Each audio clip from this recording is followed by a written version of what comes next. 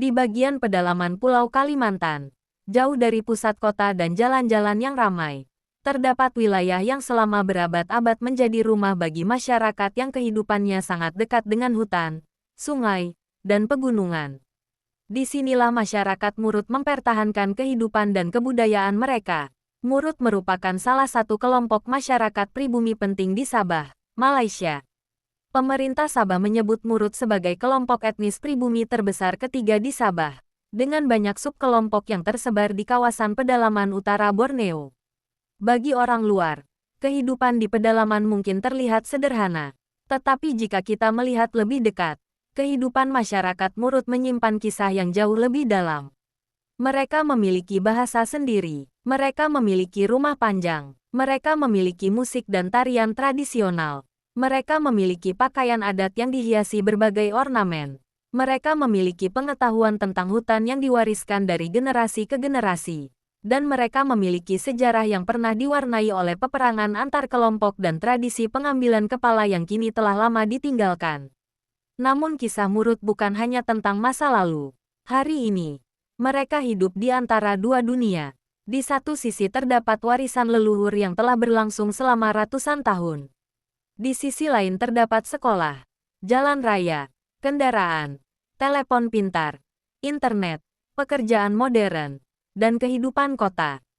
Pertemuan antara dua dunia inilah yang membuat kehidupan masyarakat Murut begitu menarik untuk dipelajari.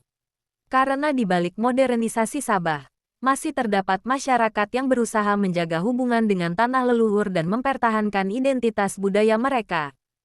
Salah satu gambaran paling menarik dari kehidupan tradisional Murut adalah rumah panjang. Bagi masyarakat Murut pada masa lalu, rumah panjang bukan sekadar bangunan untuk berteduh dari hujan atau panas. Rumah ini merupakan tempat di mana kehidupan masyarakat berlangsung hampir setiap hari. Beberapa keluarga dapat hidup dalam satu bangunan yang panjang. Setiap keluarga memiliki ruang untuk kehidupan mereka sendiri. Tetapi di antara ruang-ruang tersebut terdapat area bersama yang menjadi tempat berinteraksi, berkumpul, bekerja, dan melaksanakan berbagai kegiatan sosial. Jika kita membayangkan kehidupan di dalam rumah panjang pada masa lalu, suasananya tentu sangat berbeda dengan rumah modern. Tidak ada dinding beton yang memisahkan setiap keluarga secara kaku. Tidak ada halaman luas yang membuat setiap rumah berdiri sendiri. Sebaliknya, kehidupan berlangsung lebih dekat.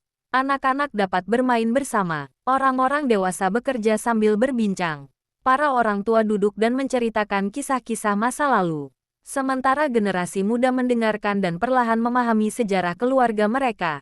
Rumah panjang pada akhirnya menjadi semacam jantung sebuah komunitas. Jika ingin memahami kehidupan tradisional masyarakat Murut, kita tidak bisa hanya melihat rumah mereka, pakaian adat, atau tarian yang mereka wariskan. Kita juga harus melihat hutan. Karena bagi masyarakat Murut pada masa lalu, hutan bukan sekadar tempat yang berada di belakang kampung. Hutan adalah bagian dari kehidupan. Di sanalah mereka mencari makanan. Di sanalah mereka mendapatkan bahan untuk membangun rumah. Di sanalah mereka menemukan berbagai tumbuhan yang berguna. Dan di sanalah mereka belajar memahami alam. Kehidupan mereka dibangun berdasarkan hubungan yang sangat dekat antara manusia dan lingkungan. Dalam kehidupan tradisional masyarakat Murut, berburu bukan sekadar kegiatan untuk mendapatkan makanan. Bagi masyarakat yang hidup dekat dengan hutan, kemampuan berburu merupakan bagian dari pengetahuan hidup yang diwariskan dari satu generasi ke generasi berikutnya. Hutan Kalimantan menyediakan berbagai jenis hewan yang dapat menjadi sumber pangan.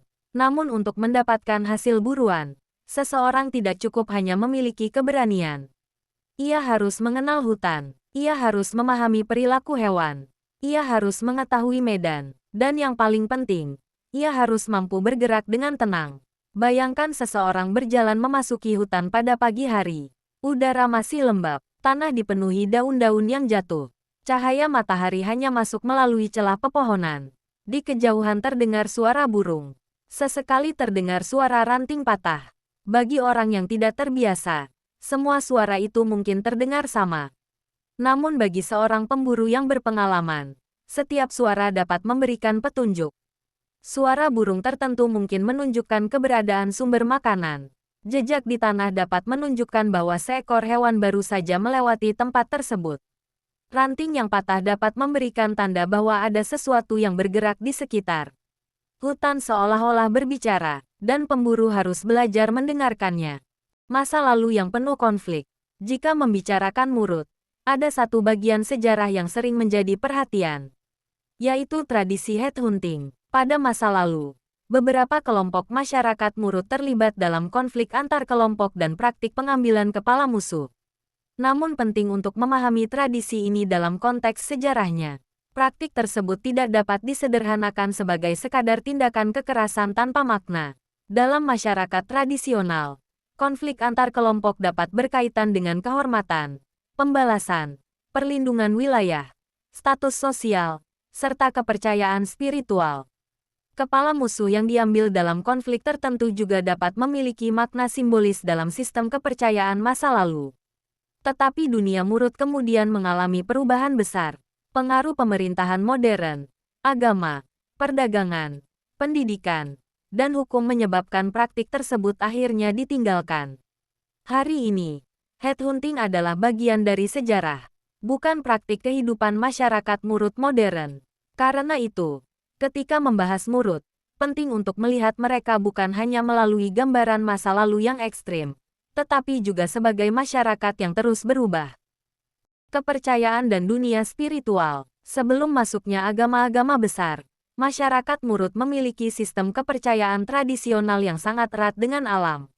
Hutan, sungai, gunung, hewan, dan berbagai fenomena alam dapat memiliki makna spiritual. Mereka percaya bahwa dunia manusia tidak berdiri sendiri. Ada hubungan antara manusia, leluhur, alam, dan dunia spiritual. Dalam masyarakat tradisional, ritual dapat dilakukan untuk berbagai keperluan, mulai dari kegiatan yang berkaitan dengan pertanian, penyembuhan, perlindungan, hingga peristiwa penting dalam kehidupan. Tokoh spiritual atau pemimpin ritual memiliki peran tertentu dalam masyarakat. Namun seperti banyak masyarakat adat lainnya, sistem kepercayaan tradisional Murut juga mengalami perubahan besar akibat masuknya agama-agama dunia. Saat ini, banyak masyarakat Murut telah memeluk agama Kristen. Meskipun demikian, sebagian unsur budaya lama masih dapat ditemukan dalam tradisi, cerita rakyat, seni, dan identitas budaya. Di balik kehidupan masyarakat Murut yang terlihat sederhana, terdapat sebuah dunia yang dahulu dipenuhi dengan makna dan simbol. Bagi leluhur Murut, kehidupan manusia tidak berdiri sendiri.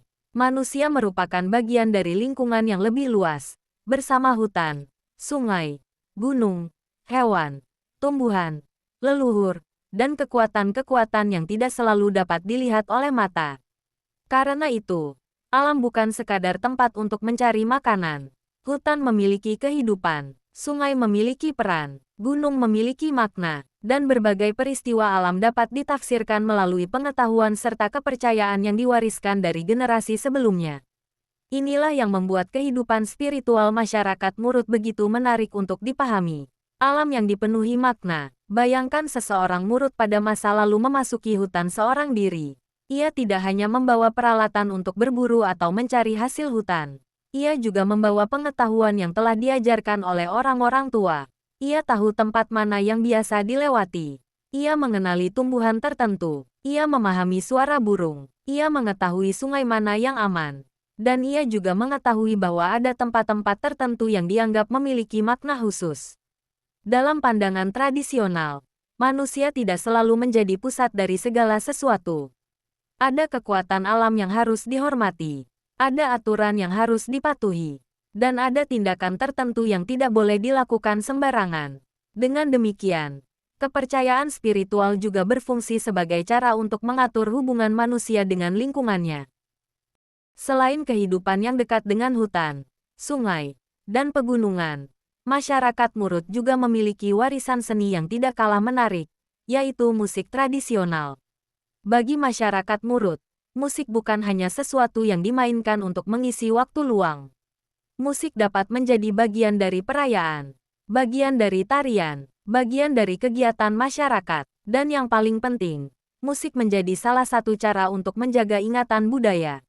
Karena sebuah lagu atau suara alat musik terkadang mampu menyimpan sesuatu yang sulit dijelaskan dengan kata-kata. Ia membawa suasana, membawa kenangan, dan membawa identitas sebuah masyarakat. Sompoton, suara tradisional dari Sabah. Salah satu alat musik yang sering dikaitkan dengan masyarakat Murut adalah sompoton. Sompoton merupakan alat musik tiup tradisional yang juga dikenal di kalangan beberapa masyarakat pribumi Sabah lainnya. Bentuknya cukup unik, beberapa batang bulu disusun dan dihubungkan sedemikian rupa sehingga menghasilkan nada ketika dimainkan. Bagi orang yang melihatnya untuk pertama kali, bentuk sompoton mungkin terlihat sederhana. Namun ketika alat tersebut mulai dimainkan, suara yang dihasilkan memiliki karakter yang khas. Tidak seperti gitar modern, tidak seperti piano, tidak seperti alat musik elektronik. Suara sompoton terasa lebih dekat dengan lingkungan tempat alat tersebut berasal. Ada kesan alami, tenang, dan pada saat tertentu dapat terasa sangat magis. Selain musik, salah satu warisan budaya Murut yang paling mudah dikenali adalah tarian tradisional. Jika musik menjadi suara yang menghidupkan sebuah perayaan, maka tarian menjadi gerakan yang membuat cerita budaya tersebut terlihat. Salah satu tarian Murut yang paling terkenal adalah Magunatip. Tarian ini memiliki daya tarik yang sangat kuat karena gerakannya tidak hanya membutuhkan keindahan, tetapi juga kecepatan, ketepatan, keberanian, dan konsentrasi tinggi. Disinilah Magunatip menjadi berbeda dari tarian biasa. Para penari harus bergerak mengikuti irama sambil menghindari beberapa batang bambu yang digerakkan secara berirama. Sedikit saja terlambat, kaki bisa terjepit. Sedikit saja kehilangan konsentrasi, gerakan bisa berantakan. Karena itu, dari luar tarian ini terlihat menyenangkan. Namun bagi penarinya, Magunatip membutuhkan latihan yang serius. Bambu yang menjadi bagian dari tarian. Hal yang paling menarik dari Magunatip adalah penggunaan bambu. Beberapa batang bambu diletakkan di tanah dan digerakkan atau dihentakkan mengikuti pola tertentu. Dua orang atau lebih dapat mengendalikan bambu tersebut. Sementara penari bergerak di antara ruang yang terbuka dan tertutup. Suara bambu yang beradu menghasilkan ritme. Tak, tak, tak. Kemudian gerakan penari mengikuti irama tersebut. Semakin cepat ritmenya, semakin tinggi pula konsentrasi yang dibutuhkan. Bagi penonton, suara bambu yang bertemu dengan langkah kaki menciptakan pertunjukan yang sangat menarik. Ada ketegangan, ada kegembiraan, dan ada rasa penasaran tentang apakah penari mampu mengikuti gerakan sampai akhir. Namun jika diperhatikan lebih dalam, Magunatip bukan hanya tentang penari yang berhasil menghindari bambu. Di balik gerakan yang cepat terdapat nilai budaya yang jauh lebih besar. Tarian ini memperlihatkan bagaimana masyarakat Murut menghargai kedisiplinan, keberanian, keseimbangan, kerjasama, dan kebersamaan. Tidak ada penari yang dapat bergerak sesuka hati. Mereka harus mengikuti irama, mereka harus memperhatikan orang lain, dan mereka harus percaya kepada orang yang menggerakkan bambu. Satu gerakan harus sesuai dengan gerakan berikutnya. Karena itulah Magunatip juga dapat dilihat sebagai gambaran kecil tentang kehidupan masyarakat. Seseorang mungkin memiliki kemampuan yang hebat, tetapi tanpa kerja sama dengan orang lain, pertunjukan tidak akan berjalan dengan baik. Irama yang menentukan segalanya. Semakin lama tarian berlangsung, ritmenya dapat terasa semakin menegangkan. Suara bambu terus berulang. Tak, tak, tak. Penari melompat, kemudian mundur, bergerak ke samping, lalu kembali ke posisi semula. Mata terus memperhatikan bambu, telinga mengikuti suara, kaki harus bergerak tepat pada waktunya. Dalam beberapa detik, semua kemampuan tersebut bekerja secara bersamaan. Itulah sebabnya Magunatip membutuhkan konsentrasi yang tinggi. Penari tidak boleh terlalu terburu-buru, tetapi juga tidak boleh terlambat. Ia harus menemukan titik keseimbangan antara kecepatan dan ketepatan. Bagi masyarakat Murut, makanan tidak hanya berkaitan dengan rasa lapar. Makanan juga berkaitan dengan keluarga, kebersamaan, adat, dan hubungan antar manusia. Dalam kehidupan masyarakat pedalaman, kegiatan memasak dapat menjadi pekerjaan bersama. Seseorang mencari bahan, orang lain membersihkannya, yang lain menyiapkan api. Kemudian makanan dimasak dan dinikmati bersama. Tidak ada jarak yang terlalu jauh antara mencari bahan makanan dan menyajikannya di meja. Semuanya merupakan bagian dari satu rangkaian kehidupan. Ketika keluarga berkumpul, bayangkan sebuah keluarga murut berkumpul setelah seharian bekerja. Di dapur, makanan mulai disiapkan. Aroma masakan perlahan memenuhi ruangan. Anak-anak berada di sekitar orang tua. Orang-orang dewasa berbicara mengenai pekerjaan dan kehidupan sehari-hari. Kemudian makanan disajikan. Tidak hanya satu orang yang makan.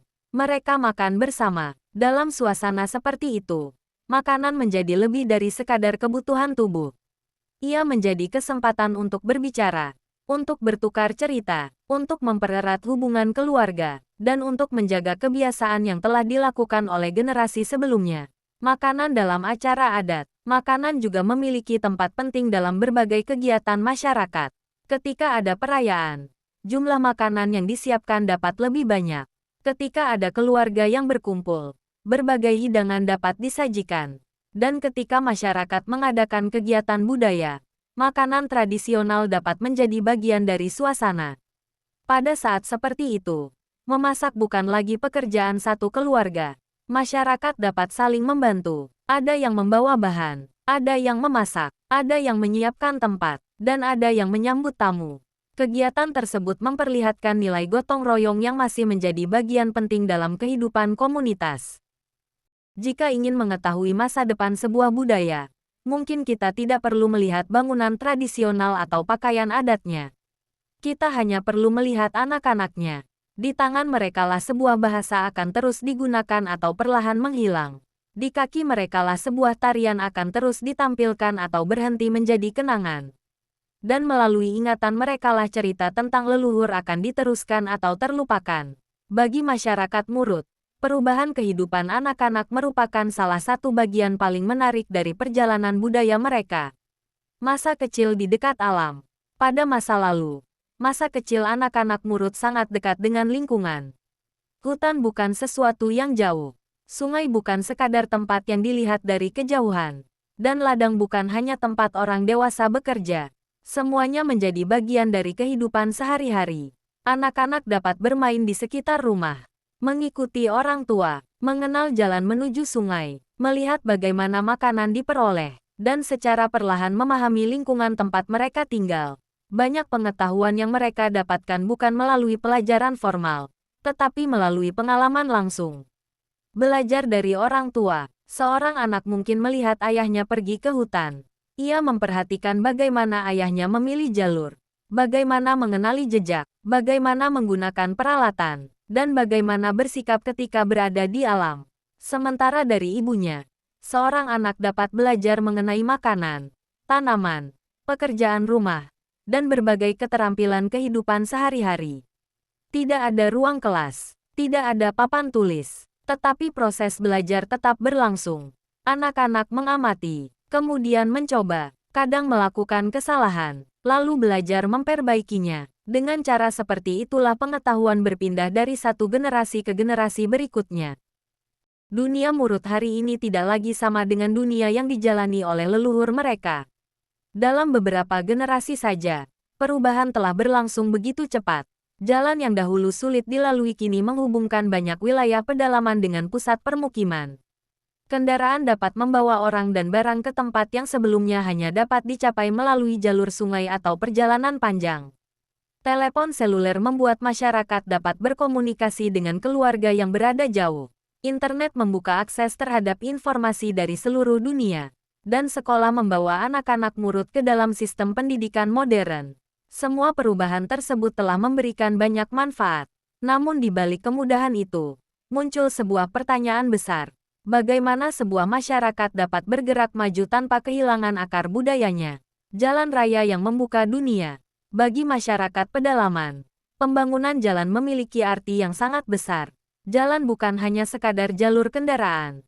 Jalan mengubah hubungan antara kampung dan kota. Barang-barang menjadi lebih mudah masuk. Hasil pertanian dapat dibawa ke pasar. Masyarakat dapat melakukan perjalanan dengan lebih cepat. Anak-anak dapat mengakses sekolah. Dan ketika seseorang membutuhkan layanan penting, perjalanan menuju pusat pelayanan menjadi lebih mudah. Dunia yang dahulu terasa jauh perlahan menjadi dekat. Namun ketika jalan semakin mudah dilalui, Kehidupan masyarakat juga semakin terhubung dengan budaya dan kebiasaan dari luar. Perubahan tersebut tidak dapat dihindari. Sekolah dan generasi baru. Pendidikan menjadi salah satu perubahan terbesar dalam kehidupan masyarakat Murut. Anak-anak kini memiliki kesempatan untuk mempelajari berbagai bidang ilmu. Mereka tidak hanya belajar mengenai lingkungan tempat tinggalnya. Mereka juga belajar tentang dunia yang jauh lebih luas. Mereka mengenal teknologi, mempelajari ilmu pengetahuan, belajar bahasa lain, dan memiliki kesempatan untuk melanjutkan pendidikan ke jenjang yang lebih tinggi. Bagi generasi sebelumnya, banyak profesi modern mungkin terasa sangat jauh. Bagi generasi sekarang, pilihan tersebut semakin terbuka. Seorang anak dari komunitas Murut dapat memiliki cita-cita untuk menjadi guru, tenaga kesehatan, pengusaha, teknisi, atau berbagai profesi lainnya. Pendidikan membuka pintu yang sangat besar. Hutan yang semakin terancam bagi masyarakat seperti Murut. Perubahan lingkungan bukan sekadar masalah ekologis. Hilangnya hutan berarti hilangnya sebagian dari ruang hidup tradisional. Ketika hutan berubah menjadi perkebunan atau kawasan pembangunan, masyarakat dapat kehilangan akses terhadap sumber daya yang selama berabad-abad menjadi bagian dari kehidupan mereka. Sungai yang tercemar juga dapat memengaruhi kehidupan. Perubahan iklim dapat mengubah pola cuaca. Musim yang tidak menentu dapat memengaruhi pertanian. Semua perubahan tersebut menunjukkan bahwa mempertahankan budaya tidak cukup hanya dengan menjaga tarian dan pakaian tradisional. Lingkungan tempat budaya tersebut tumbuh juga harus dijaga. Hari ini, kehidupan masyarakat Murut telah mengalami perubahan yang sangat jauh dibandingkan kehidupan leluhur mereka. Jika dahulu hutan, sungai, ladang, dan rumah panjang menjadi bagian utama kehidupan sehari-hari, sekarang masyarakat Murut juga hidup dalam dunia yang dipenuhi teknologi dan konektivitas. Telepon pintar berada di tangan. Kendaraan membawa mereka dari kampung menuju kota. Internet membuka akses ke seluruh dunia. Anak-anak pergi ke sekolah. Generasi muda bekerja dalam berbagai bidang. Dan sebagian keluarga menjalani kehidupan yang hampir tidak berbeda dengan masyarakat modern lainnya. Namun di balik semua perubahan tersebut, ada satu pertanyaan yang terus muncul. Apakah menjadi modern berarti harus meninggalkan identitas leluhur? Jawabannya tidak harus demikian. Dua dunia dalam satu kehidupan. Seorang anak Murut masa kini dapat tumbuh dalam suasana yang sangat berbeda dari leluhurnya. Pagi hari ia pergi ke sekolah. Belajar menggunakan komputer, berkomunikasi melalui telepon pintar, mempelajari bahasa yang digunakan secara luas. Kemudian ketika pulang ke kampung, ia mungkin bertemu dengan kakek dan nenek yang masih menyimpan cerita tentang kehidupan masa lalu. Di satu sisi ada internet, di sisi lain ada cerita leluhur, di satu sisi ada gedung modern, di sisi lain ada rumah tradisional, di satu sisi ada pekerjaan modern. Di sisi lain masih ada ladang dan lingkungan tempat keluarganya berasal. Dua dunia tersebut tidak harus saling bertentangan. Justru tantangannya adalah bagaimana keduanya dapat hidup berdampingan. Pendidikan modern dan bahasa leluhur. Pendidikan memberikan kesempatan besar kepada generasi muda Murut. Dengan pendidikan, mereka dapat memperoleh pengetahuan yang lebih luas. Mereka dapat melanjutkan ke perguruan tinggi, mendapatkan pekerjaan, dan memiliki kesempatan untuk menentukan masa depan sendiri. Namun di tengah pendidikan modern, bahasa leluhur tetap memiliki tempat penting. Bayangkan jika seorang anak Murut dapat menguasai ilmu pengetahuan modern sekaligus mampu berbicara dengan bahasa keluarganya. Ia tidak perlu memilih salah satunya. Ia dapat memiliki dua jenis pengetahuan. Pengetahuan yang diperoleh dari sekolah, dan pengetahuan yang diwariskan oleh keluarga. Keduanya dapat saling melengkapi. Ketika teknologi menjadi jembatan, teknologi sering dianggap sebagai salah satu penyebab budaya tradisional semakin ditinggalkan. Namun teknologi sebenarnya hanyalah alat. Bagaimana alat tersebut digunakan sangat bergantung pada manusia. Telepon pintar dapat membuat anak-anak terlalu sibuk dengan dunia luar. Tetapi telepon yang sama juga dapat digunakan untuk merekam cerita para tetua. Internet dapat membuat bahasa asing semakin dominan. Tetapi internet juga dapat digunakan untuk mengajarkan bahasa Murut kepada generasi muda. Media sosial dapat memperkenalkan budaya asing. Tetapi media sosial juga dapat digunakan untuk memperkenalkan Murut kepada dunia. Dengan kata lain, teknologi tidak harus menjadi musuh budaya. Ia dapat menjadi jembatan. Di tengah perubahan zaman yang begitu cepat, budaya Murut menemukan ruang baru untuk terus hidup. Bukan hanya di rumah, bukan hanya di kampung, tetapi juga di panggung festival, pusat kebudayaan, sekolah, komunitas, dan berbagai kegiatan masyarakat. Festival budaya menjadi salah satu cara yang menarik untuk memperkenalkan kembali warisan leluhur kepada generasi muda. Di tempat seperti ini, sesuatu yang mungkin mulai jarang terlihat dalam kehidupan sehari-hari dapat kembali hadir. Tarian dimainkan, musik terdengar, pakaian tradisional dikenakan, makanan khas disajikan, dan cerita tentang leluhur kembali diceritakan. Namun festival bukan sekadar pertunjukan. Di balik keramaian tersebut terdapat sebuah tujuan yang jauh lebih penting. Memastikan budaya tidak berhenti pada satu generasi. Ketika kampung menjadi panggung budaya, bayangkan suasana sebuah festival Murut. Orang-orang mulai berkumpul. Pakaian tradisional dengan berbagai ornamen terlihat di antara kerumunan. Suara musik mulai terdengar. Kemudian beberapa penari memasuki area pertunjukan. Bambu diletakkan di tanah. Dua orang mulai menggerakkannya mengikuti irama. Tak, tak, tak. Kemudian para penari bergerak, melompat, mundur, berputar, dan kembali mengikuti irama bambu. Penonton bersorak. Anak-anak memperhatikan dengan penuh rasa ingin tahu. Bagi mereka, ini mungkin bukan sekadar pertunjukan. Mereka sedang melihat sesuatu yang merupakan bagian dari identitas keluarganya. Magunatip di hadapan generasi baru. Magunatip menjadi salah satu contoh bagaimana tradisi lama dapat menemukan kehidupan baru. Dahulu tarian tersebut merupakan bagian dari kehidupan masyarakat. Kini tarian dapat ditampilkan dalam festival budaya. Anak-anak dapat belajar gerakannya, remaja dapat berlatih, generasi tua dapat mengajarkan tekniknya, dan penonton dapat mengenal maknanya. Ada sesuatu yang menarik di sini. Ketika seorang anak belajar Magunatip, ia bukan hanya belajar melompat di antara bambu. Ia belajar irama, kedisiplinan, konsentrasi, kerja sama, dan rasa percaya kepada orang lain. Dengan demikian, nilai yang terkandung dalam tradisi tetap dapat diwariskan meskipun lingkungan kehidupan telah berubah. Pingelap dalam dunia modern. Pingelap memang terpencil. Tetapi bukan berarti masyarakatnya terputus sepenuhnya dari dunia modern. Telekomunikasi, pendidikan, transportasi, dan teknologi telah membawa perubahan.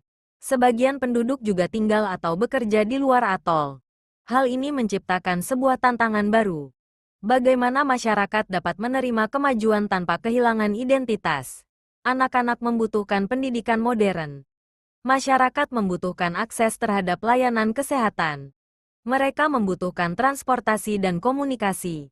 Namun pada saat yang sama, bahasa, tradisi, pengetahuan alam, dan sejarah lokal harus tetap diwariskan.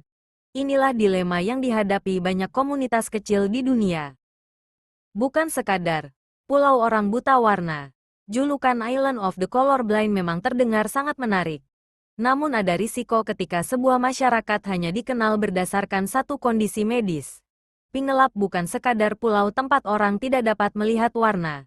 Mereka adalah masyarakat dengan sejarah panjang. Mereka memiliki bahasa. Mereka memiliki hubungan dengan tanah dan laut. Mereka memiliki keluarga, tradisi, pengetahuan lokal, dan identitas budaya. Aromatopsia hanyalah salah satu bagian dari cerita Pingelap. Dan mungkin justru disitulah pelajaran terpentingnya. Julukan Island of the Colorblind memang membuat Pingelap terdengar seperti sebuah tempat yang misterius dan hampir tidak nyata. Sebuah pulau kecil di tengah Samudra Pasifik.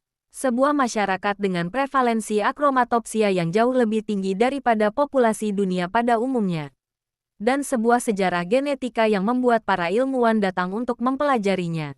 Namun semakin jauh kita mengenal Pingelap, semakin jelas bahwa julukan tersebut sebenarnya terlalu sederhana. Karena Pingelap bukanlah sebuah pulau yang dibentuk oleh satu kondisi medis. Jauh sebelum dunia ilmiah mengenal akromatopsia, masyarakat Pingelap telah memiliki kehidupan mereka sendiri.